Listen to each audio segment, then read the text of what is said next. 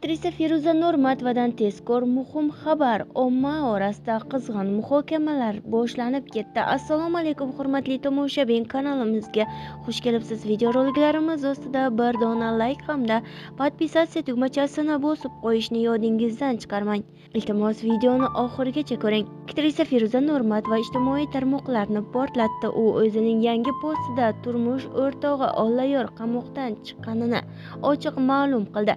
Unga ko'ra, aktrisa endi xotirjam nafaqat kelinlik vazifasini, balki ijodiy faoliyatiga ham qaytib Instagramdagi ishlarini bemalol davom ettira oladi. Endi xotirjamman, ishim ham, uyim ham o'z joyimda, deydi aktrisa Feruza Normatova. Yana avvalgiday ijod qilaman deb yozib qoldirdi. Biroq shov-shuvning eng katta qismi Olloyorning o'zi bergan intervyusi va postidan keyin boshlandi. Olloyor avval tarqalgan barcha mish-mishlarga nuqta qo'yishga harakat qildi.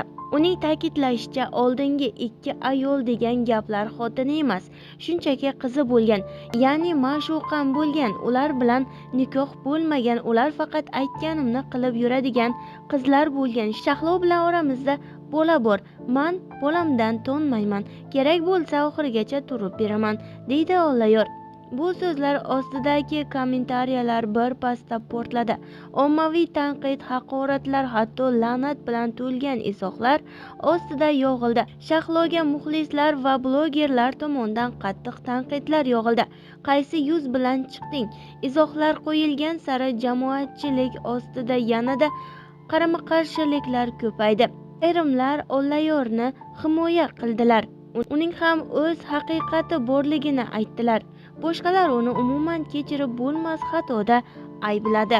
Shahlo atrofidagi muxlislar esa otashga yog' qo'ygandek bo'ldi. Bu bola uchun kim javob beradi? Feruza Normatova bundan keyin qanday yashaydi degan savollarni berishda davom etdilar. Aktrisaning o'zi hozircha bu mojaroga javob qaytarmagan, lekin atrofidagi shov-shuv kun sayin kuchaymoqda, deyiladi xabarda.